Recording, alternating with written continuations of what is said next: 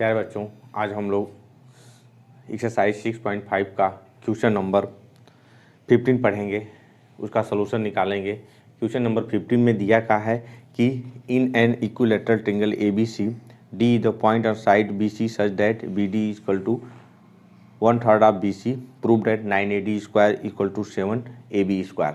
ठीक है ना।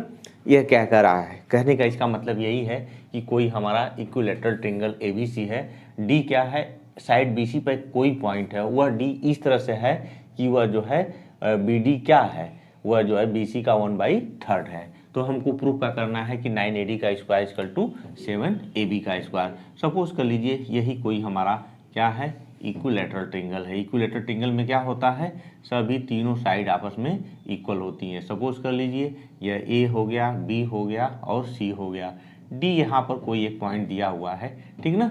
अब हमको करना क्या है, अब इसको रटना तो है नहीं, हमको फिगर कैसे बनाना होगा, फिगर की रिक्वायरमेंट क्या है और ये चीज़ें कैसे आएंगी, इन सब चीज़ों को हमको ध्यान में देखना है। ठीक ना।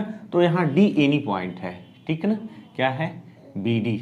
ठीक, तो B मतलब कि इसके करीब है, यह D यहाँ होगा। BD क्या है, BC का 1/3 है। तो यहाँ से आप क्या करेंगे, आप A को D से मिला देंगे, यही दिया हुआ है, AD का स्क्वायर दे दिया है। लेकिन अभी सारा चीज़ हमको क्लियर नहीं हो पा रहा है, हम एक कंस्ट्रक्शन कर करके इसमें हम एक परपेंडिकुलर ड्रॉप कर दें। सपोज कर लीजिए यह परपेंडिकुलर ड्रॉप आपने किया, यह क्या है, ए ही है, यह इस तरह से। अब सिंस यह इक्विलेटरल ट्रायंगल है तो परपेंडिकुलर क्या करता है, इसको बाइसेक्ट करता है, यानी कि हमारा BE जो है EC के इक्वल होगा। अब हम जो चीज़ फाइंड करना है उसको हम इजीली फाइंड कर सकते हैं इस ट्रायंगल के हिसाब से। ठीक है ना। क्या करना होगा, पहले हमको पहले AD स्क्वायर निकालेंगे, AD का स्क्वायर निकालेंगे। यह राइट एंगल ट्रायंगल है, तो इस राइट एंगल ट्रायंगल में क्या होगा, AD का स्क्वायर जो है AE का स्क्वायर और D के स्क्वायर के सम के इक्वल होगा। अगेन हम क्या करेंगे, हमको जब इस तरह से निकालिए, अब यहाँ एक एक्स्ट्रा चीज़ क्या मिल रही है आपको, AE मिल रही है, AE स्क्वायर मिल रहा है। अब AE स्क्वायर को इस साइड के टर्म में और इनके साइड के टर्म में हम उसको क्या करेंगे, एक्सप्लेन कर लेंगे, उसको जो है कन्वर्ट कर लेंगे और फिर हमारा एक रिक्वायर्ड रिजल्ट हमको क्या करेगा, मिल जाएगा। तो आइए इसका हम देखते हैं। Draw perpendicular, draw AE perpendicular BC। ठीक है ना। अब यह परपेंडिकुलर है, हेंस क्या मिलेगा, मिलेगा हमको कि BE equal to EC equal to 1/2 BC, इतना मिल जाएगा। सिंस ABC इज क्या है, इक्विलैटरल ट्रायंगल, इक्विलैटरल ट्रायंगल। ठीक है ना, यह इक्विलैटरल ट्रायंगल है। तब क्या करेंगे, हम जानते हैं क्या होगा, AB equal to BC equal to CA होगा। यह तीनों साइड क्या होगी, आपस में इक्वल होगा। ठीक, क्लियर हो गया। अब आइए देखते हैं, एक काम हम यही कर लेते हैं, हम यहाँ से DE को क्या लिख सकते हैं, हमारा DE लिखा जा सकता है कितना, DE जो है हमारे BE में से और BD को हम निकाल लेंगे तो क्या निकलेगा, हमारा जो है DE निकलेगा। बट BE कितना है, अभी आपने देखा कि B equal to half BC है और BC को हम हाफ AB भी तो लिख सकते हैं। क्यों, AB equal to BC equal to CA है, तो ये लिखा जा सकता है। ठीक है ना, इतना लिख दिए। तो यहाँ से क्या मिलेगा, BE को हम लोग क्या लिखें, B लिखेंगे हाफ ऑफ BC और BD को क्या लिखेंगे, 1/3 ऑफ BC। अब इसी को हम लोग क्या लिख सकते हैं, एलसीएम ले लें, इसका एलसीएम लेंगे तो कितना मिलेगा, यहाँ से एलसीएम लेने के बाद 1/6 हो जाएगा और 3 - 2 टाइम्स BC, यानी कि 1/6 BC लिख दीजिए, चाहे 1/6 AB लिख दीजिए, दोनों बातें क्या है आपकी इक्वल होंगी। ठीक है ना। अब इतना लिख दिया आपने। अब यहाँ से आप EC पहले से ही लिख चुके हैं, EC कितना है, हाफ ऑफ AB लिखा हुआ है। ठीक, आइए हम इसका रिक्वायरमेंट रिजल्ट देखते हैं, इसका रिजल्ट क्या होगा।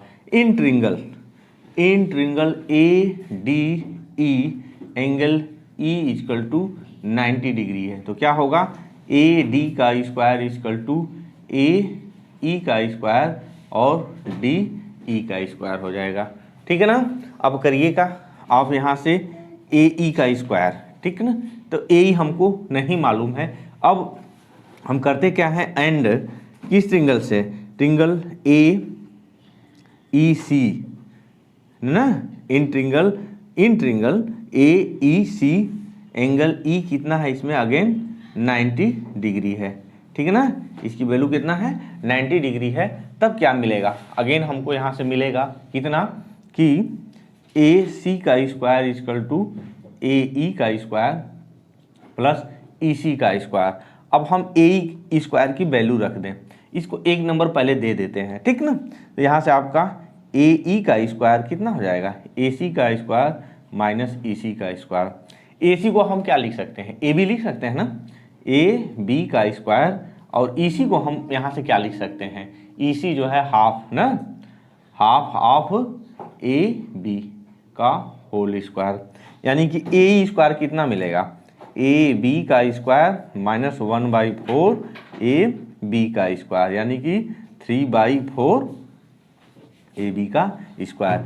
ए स्क्वायर की वैल्यू निकल गई।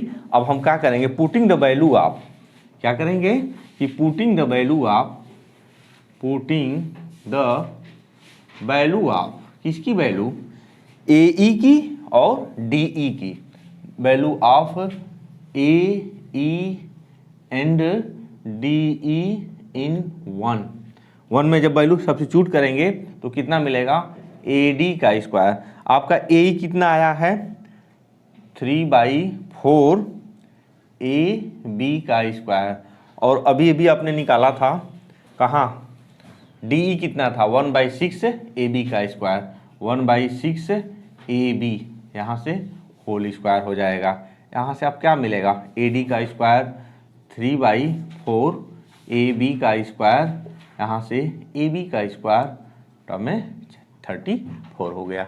ओके, अब यहाँ से इसको हम लोग क्या लिख सकते हैं, इसका एलसीएम ले लेंगे तो कितना, 36 और 27 और प्लस 1, ठीक है ना। यहाँ से आपका ए बी स्क्वायर कॉमन हो जाएगा। अब यहाँ से क्या मिलेगा, ए डी का square equal to 28 A B का स्क्वायर बटा में 36, 4 से कटाइए, 4 7 जा और 4 9 जा, तो 9 ए डी का square equal to 7 A B का स्क्वायर। यही हमको क्या करना था, प्रूव करना था, ठीक है ना। आपको समझ में आ गया होगा। आपको करना क्या है, 2 राइट एंगल लेना है, राइट एंगल ट्रिंगल यह लेना है और एक यह लेना है। सिंस ये चीज क्या है, यह जो है इक्विलैटरल ट्रिंगल है, तो इक्विलैटरल ट्रिंगल में सभी साइड क्या होंगी, आपस में इक्वल होंगी, यानी कि ए बी बराबर बी सी इक्वल टू सी ए होगा।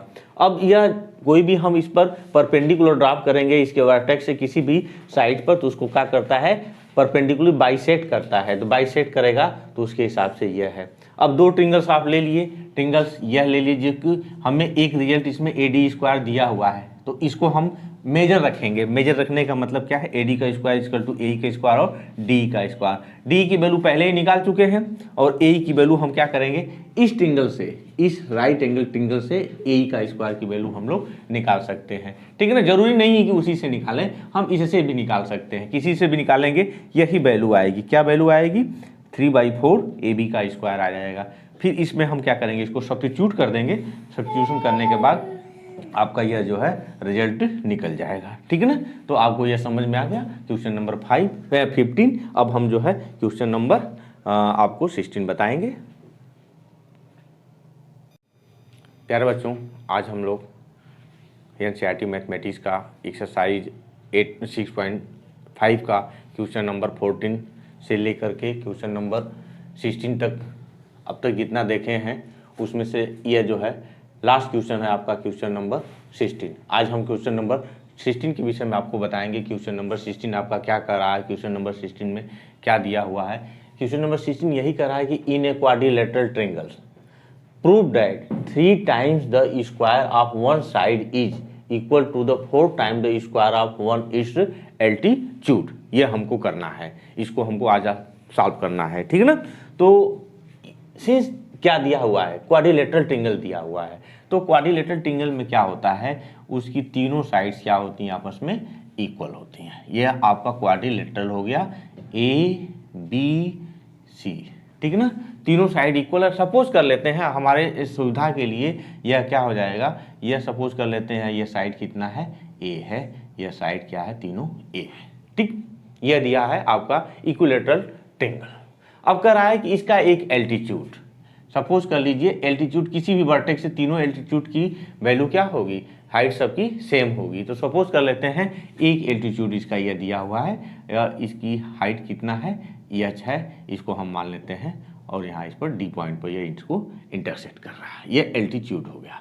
तो इन ए और एच में हमको रिलेशन दिखाना है, बहुत इजी है। हम इसको दिखाने के लिए लेट मार्क कर लेते हैं, let A B the sides of, A B the side of, one side of, ठीक है ना, let A B one side of equilateral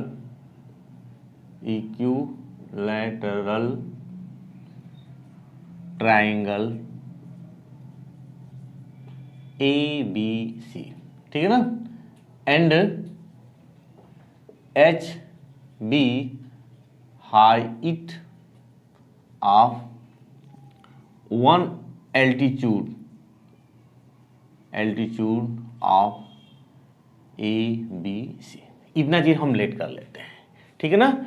अब कोई भी एल्टीट्यूड क्या करता है, इक्विलैटरल ट्रायंगल को बाइसेक्ट करता है, ठीक। ए डी विल बाइसेक्ट किसको, B C at D, such that क्या, किस तरह से वो बाइसेक्ट करेगा, B D will be D C equal to 1/2a, ठीक है ना। अब क्या देखते हैं, in triangle A B D angle D कितना है, 90 डिग्री है, तो क्या होगा, ए बी का square equal to A D का स्क्वायर और बी डी का स्क्वायर हो जाएगा। यहाँ ए बी कितना दिया हुआ है, ए का स्क्वायर, ए डी आपने क्या सब सपोज किया है, यह एच का स्क्वायर, और बी डी कितना आपका है, यह बी सी बाई 2 यानी कि 1/2a का होल स्क्वायर, ठीक है ना। अब यहाँ से क्या होगा, यहाँ से हमें यही मिलेगा कि a का स्क्वायर इक्वल टू एच का स्क्वायर 1/4a का स्क्वायर, यानी कि a का स्क्वायर माइनस 1/4 a का स्क्वायर इक्वल टू h का स्क्वायर। अब यहाँ से क्या मिलेगा, 3/4 a का स्क्वायर इक्वल टू h का स्क्वायर। यही क्या करना था, हमको प्रूफ करना था, यानी कि इसको लिख कर सकते हैं कि 3 टाइम्स a का square equal to 4 times h का स्क्वायर, यानी कि 3 times one side of equilateral triangle का whole square equal to 4 times square of one altitude